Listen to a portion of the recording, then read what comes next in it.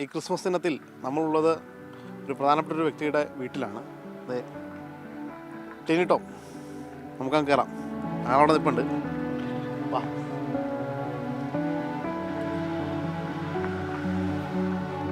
ടെനിച്ചേട്ടാ, happy Christmas. Happy Christmas. Happy Christmas. എന്തൊക്കെയുണ്ട് വിശേഷങ്ങൾ?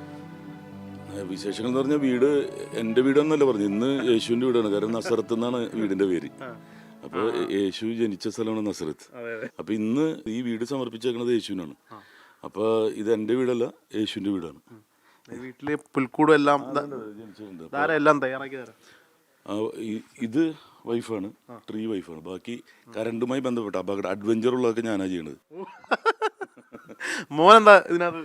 മോൻ ഐഡിയാസ്, ഇത് അവിടെ വേണം, ഇത് ശരിയല്ല, അത് ശരിയല്ല, കൂടുതലും പ്ലാനിങ്ങിന്റെ ഒരു ഇതാണ്. കൂടുതലും ശരിയല്ല എന്നാണ് അവൻ പറഞ്ഞേക്കുന്നത്. അവൻ ആനിമേഷൻ ഗ്രാഫിക്സ് ആയതുകൊണ്ട് അവൻ്റെ ഡിസൈൻ ഉണ്ടാവും. അപ്പം അത് കൂടുതൽ അത് ഇട്ടത് അവിടെ ശരിയായിട്ടില്ല. പുള്ളിക്കാരൻ മൊത്തത്തിൽ ഇഷ്ടപ്പെട്ടിട്ടില്ല. മുളയ്ക്ക് മൊത്തത്തിലുണ്ട് ഇഷ്ടപ്പെട്ടിട്ടില്ല.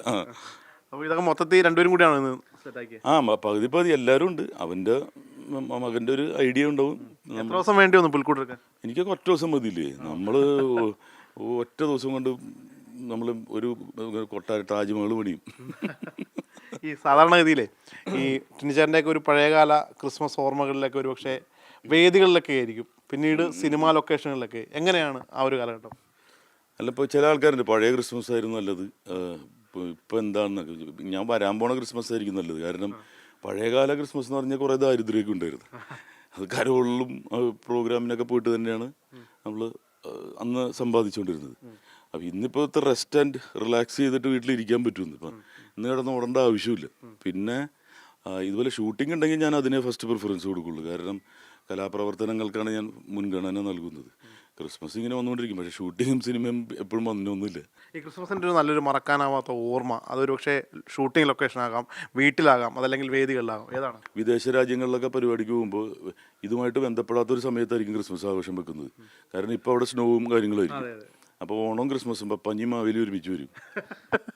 അപ്പോൾ അങ്ങനെയുള്ള ക്രിസ്മസുകൾ ഉണ്ടായിട്ടുണ്ട്. അതുപോലെ തന്നെ അതാണൊരു വ്യത്യാസം തോന്നിയിട്ടുള്ളത്. അവിടെയാണ് നമുക്ക് മതമൈത്രിയും മത ഐക്യമൊക്കെ വിദേശ രാജ്യങ്ങളിൽ ചെല്ലുമ്പോഴാണ് തോന്നുന്നത് കാണാൻ പറ്റും. അതെ. ഇപ്പം നാട്ടിലിപ്പോൾ പല പ്രശ്നങ്ങളിലൂടെ ആൾക്കാർ പോയിക്കൊണ്ടിരിക്കുകയാണ്. പക്ഷെ അവിടെ ചെല്ലുമ്പോൾ ആ പ്രശ്നങ്ങളൊന്നുമില്ല. അവിടെ എല്ലാവരും ഒന്നിച്ചേക്കുക. കാരണം കാര്യം ഒന്നിച്ച് നിന്നാലേ കാര്യം നടക്കും. സിനിമ പുതിയ ഏതൊക്കെയാണ് ഇനിയിപ്പോൾ വരാൻ പോകുന്നത്? ഇപ്പോൾ റിലീസാവേണ്ടിയിരുന്നത് പെരുങ്കളിയാട്ടം എന്നുള്ള ജയരാജ് സാറിൻ്റെ ഒരു വലിയൊരു ഗ്രാൻഡിയർ സിനിമയാണ്. സുരേഷ് ഗോപി നായകനാവുന്നു. അതിലെനിക്ക് തോന്നുന്നു ത്രൂ ഔട്ട് വേഷം ഉണ്ടല്ലേ?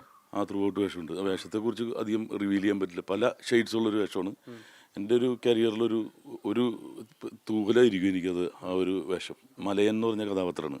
ജയരാജ് സാറിൻ്റെ കൂടെ വർക്ക് ചെയ്യാൻ പറ്റുക പറഞ്ഞത്? അതെ, ജയരാജ് സാറിൻ്റെ കൂടെ ശാന്തമീ രാത്രിയിൽ, അത് 2 പടം ഞാനിപ്പോൾ വർക്ക് ചെയ്തിരുന്നു. ഇനിയിപ്പോൾ അതും പിന്നെ ഓട്ടൻതുള്ളൽ എന്ന് പറഞ്ഞൊരു സിനിമയുണ്ട്, അത് മാർത്താണ്ഡൻ്റെ. അതിലും വളരെ വ്യത്യസ്തമായിട്ടുള്ളൊരു റഫ് ക്യാരക്ടറായിട്ടുള്ളൊരു ഇതാണ്. അതും ഒരു ഹ്യൂമർ പ്ലസ് സീരിയസ് മെസ്സേജ്, ഒരു സറ്റയർ പടമാണ്. ഈ പെരുങ്കളിയാട്ടം ഈ ക്രിസ്മസിന് റിലീസ് ചെയ്യാന്ന് വെച്ചല്ല, ഞാൻ ഒരു പക്ഷേ ക്രിസ്മസ് തൂക്കിയാനായിരുന്നു. തൂക്കിയനാന്നാണ് ഇപ്പോൾ പറയുന്നത്. അപ്പോൾ ക്രിസ്മസ് റിലീസ് വെച്ചിരുന്നതാണ്. അപ്പോൾ ഇനി എന്തായാലും 2026 ഒരു തുടക്കം. അതെ, 2020 വർഷം നമ്മളങ്ങ് എടുക്കാണ്. അങ്ങോട്ട് തൂക്കാമെന്ന് വിചാരിച്ചു. ഒരു വർഷം. അപ്പോൾ ജാനുവരി ഫെബ്രുവരിയോടനുബന്ധിച്ചായിരിക്കും. പിന്നെ ചേരാന്ന് പറഞ്ഞൊരു സിനിമ ചെയ്തിട്ടുണ്ട്. 2-3 സിനിമകളുണ്ട്. റിലീസ് ഇങ്ങനെ വിങ്ങിപ്പൊട്ടി നിൽക്കുകയാണ്. പെരന്നിറങ്ങി ഇറങ്ങാൻ. 2026 നല്ലൊരു വർഷമായിട്ട് മാറും. എനിക്ക് എല്ലാ വർഷവും നല്ലതാണ്, എനിക്കൊന്നും മോശമായിട്ടില്ല. അപ്പോൾ അതുകൊണ്ട് എപ്പോഴും നമ്മൾ നല്ലതാണ് ആഗ്രഹിക്കുന്നത്. മറ്റുള്ളവരെ ചിരിപ്പിക്കാനും ഒക്കെ ചിന്തിക്കുന്നത്. ഒരു വർഷം അങ്ങനെ മോശമൊന്നും ആയിട്ടില്ല. ഈ ചിരിപ്പിക്കാനും ചിന്തിപ്പിക്കാനും ഒക്കെ കഴിയുക എന്ന് പറഞ്ഞാൽ വലിയൊരു കാര്യമാണ്. സ്വാഭാവികമായിട്ടും ആ ഒരു മേഖലയിൽ ചേട്ടനൊക്കെ പ്രത്യേകമായിട്ട് പേരെടുത്ത ആളുകളുമാണ്. അതൊക്കെ എങ്ങനെയാണ് സാധിക്കുന്നത്? അത് അന്ന് വേറെ പണിയൊന്നും ഉണ്ടായിരുന്നില്ല. അപ്പോൾ അതിലാണ് തുടങ്ങിയത്. വയറ് വിശക്കുമാർ അറിയാണ്ട് ചിരിപ്പിച്ചോളും. അപ്പം പിന്നെ അതൊരു ഏറ്റവും വലിയ എന്ന് പറഞ്ഞിട്ടുണ്ടെങ്കിൽ ചിരിക്കാൻ കഴിയുന്ന ഒരേ ഒരു ജീവി മനുഷ്യരാണ്.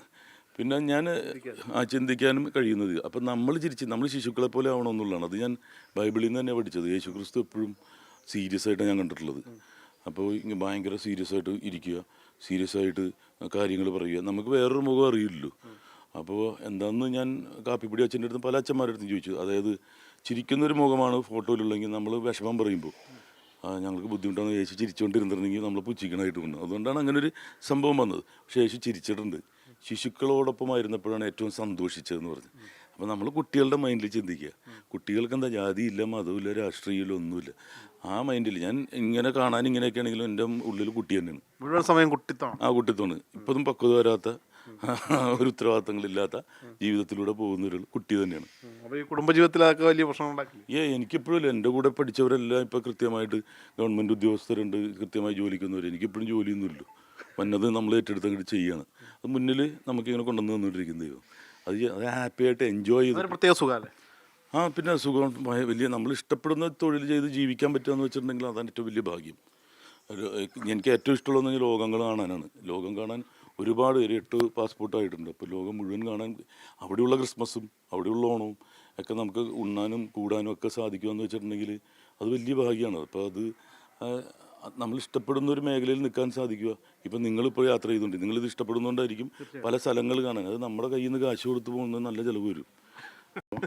അപ്പോൾ അതിനുള്ളൊരു ഭാഗ്യം നമുക്ക് കണ്ണുകൾ ദൈവം തന്നിട്ടുണ്ട്. ഇത് കണ്ണിനെ മാക്സിമം ഉപയോഗിക്കുക എന്നുള്ളതാണ്. എത്ര വലിയ ലെജൻസ് ആണെങ്കിലും അവർക്ക് എത്ര സ്വത്തുണ്ടായിരുന്നു നമ്മൾ ചോദിക്കാറില്ല. അവരെവിടെയൊക്കെ ചെന്നിട്ടുണ്ട്, അവർ പറഞ്ഞ മെസ്സേജസ് എന്താണ്. പഴശ്ശിരാജയ്ക്ക് എത്ര ലക്ഷം സ്വത്തുണ്ട് നമ്മൾ അന്വേഷിക്കില്ലല്ലോ. ടിപ്പു സുൽത്താൻ്റെ സ്വത്തിൻ്റെ ചോദിക്കില്ല. ഒന്നും വേണ്ട, കലാഭവമണിക്ക് എത്ര സ്വത്തുണ്ടായിരുന്നു അന്വേഷിക്കില്ല. കലാഭവമണി പാടിയ പാട്ടുകളും അതാണ് നമ്മൾ ആഘോഷിക്കുന്നത്. അപ്പോൾ ഈ കുറച്ച് കാലത്തേക്ക് തന്നിരിക്കുന്നതാണ് ഈ കാര്യങ്ങളൊക്കെ എന്ന് പറയുന്നത്. ഇതും അടുത്ത ആൾക്ക് എക്സ്ചേഞ്ച് ചെയ്യണം. റിലേ പോലെയാണ് നമ്മുടെ ലൈഫ്. അടുത്ത തലമുറയ്ക്കോ അടുത്തൊരാൾക്കോ കൊടുത്തിട്ട് നമ്മൾ വേറെ പോകും. ശ്രീനേട്ടൻ കണ്ടില്ലേ, വലിയൊരു ഈ അടുത്ത് നടന്ന ഏറ്റവും വലിയൊരു മെസ്സേജാണത്. കാരണം അദ്ദേഹം ഒരു കുഗ്രാമം പോലുള്ള സ്ഥലത്തിന് പടുത്തങ്ങ് ഉയർത്തി. ആ ഗ്രാമത്തിന് ഹരിതഗ്രാമമാക്കി. അല്ല, ആ സ്ഥലത്തിന് എത്രയോ വില കൂട്ടി. ഇനി അത്തരത്തിന് സ്വത്തുണ്ടാക്കുമെന്നല്ല, ചരിത്രം പറയുന്നത് ഇത് ഇങ്ങനെ ആക്കിയത് ശ്രീനേട്ടനാന്ന് പറയും. അപ്പോൾ നമ്മൾ ചെയ്യുന്ന നന്മകളെ ഓർത്തിരിക്കുള്ളൂ. തീർച്ചയായിട്ടും ക്രിസ്മസ് ഒരു പുതുവർഷ കാലം കൂടിയാണ്. പ്രേക്ഷകരോട് എന്താണ് പറയാനുള്ളത്? ഞാൻ മാതൃഭൂമി ഫെസ്റ്റിവലായിരുന്നു ഒരു കാലഘട്ടത്തിൽ ഉണ്ടായിരുന്നത്. കോളേജിൻ്റെയും ഫെസ്റ്റിവലിലൊക്കെ ആ സമയത്ത്. ഇപ്പം ഇല്ലേ കോളേജ് ആർട്സ് ഫെസ്റ്റിവൽ, അവിടെ ജഡ്ജായിട്ട് തുടങ്ങിയതാണ് നമ്മുടെ പണി. ശരിക്കും അവിടെയാണ് എനിക്ക് ജഡ്ജിയുടെ ആദ്യത്തെ ജോലി കിട്ടിയത്. എൻ്റെ അപ്പൻ്റെ ആഗ്രഹം സാധിച്ചു. പിന്നെയാണ് ചാനലിലേക്കും ഇതൊക്കെ ജഡ്ജസ്. അതെ, ഞാൻ അവിടുത്തെ കലാമത്സരങ്ങളിൽ ജഡ്ജ് ചെയ്താണ് പോയിക്കൊണ്ടിരുന്നത്. പിന്നെ മാതൃഭൂമി എപ്പോഴും നമ്മുടെ ഒരു സഹോദര സ്ഥാപനം പോലെ പോയിക്കൊണ്ടിരിക്കുന്നതാണ്. കാരണം കോഴിക്കോട് ഭയങ്കര പ്രമോദ് സാറും ഇവരൊക്കെ ആയിട്ടുള്ള ബന്ധങ്ങളെന്ന് പറഞ്ഞിട്ടുണ്ടെങ്കിൽ, പിന്നെ രഞ്ജിയേട്ടനിലൂടെ വന്നതുകൊണ്ട് മാതൃഭൂമിയുമായി ബന്ധപ്പെട്ട എല്ലാ പരിപാടികളിലും ഒരു ഗസ്റ്റായിരിക്കും ഞാൻ. അപ്പോൾ അതുകൊണ്ട് മാതൃഭൂമിയോടൊപ്പം മാതൃഭൂമി സാധാരണ ഞാൻ അങ്ങോട്ടാണ് വരുന്നത്, മാതൃഭൂമിയുടെ പരിപാടികൾ തേടി. ഇന്നത്തെ ഒരു ഗുണം എന്ന് പറഞ്ഞാൽ നിങ്ങൾ എന്നെ തേടി ഇങ്ങോട്ട് വന്നു എന്നുള്ളതാണ്. അവിടം വരെ വളർന്നു എന്ന് ഞാൻ വിശ്വസിക്കുന്നു. തീർച്ചയായിട്ടും. അപ്പം ആ വളർച്ചയുടെ സന്തോഷം കൂടിയുണ്ട്. 2026 നമുക്ക് ഒരുമിച്ച് ഒരു സ്ഥലത്തിരിക്കാൻ സാധിക്കട്ടെ. ഇതിനപ്പുറം കൂടുതൽ മേഖലകളിലേക്ക് ചേട്ടന് എത്താൻ കഴിയട്ടെ. ഈ മേഖല തന്നെ സന്തോഷമായിട്ടും സുരക്ഷിതമായിട്ട് പോയാൽ മതി. ഇതിൻ്റെ അപ്പുറമുള്ള മേഖല പല മേഖലകളുണ്ട്. ആ മേഖലകൾ അല്ല, അത് ഞാൻ താണ്ടി പോകുന്നതാണ്. അവിടെയും എനിക്ക് വിശ്വസ് തന്നതിന് നല്ലൊരു സന്തോഷമുണ്ട്. മനോജ് മാടശ്ശേരിക്കൊപ്പം ശ്യാമപ്രസാദ് ഉത്തമൻ, മാതൃഭൂമി ന്യൂസ്, കൊച്ചി.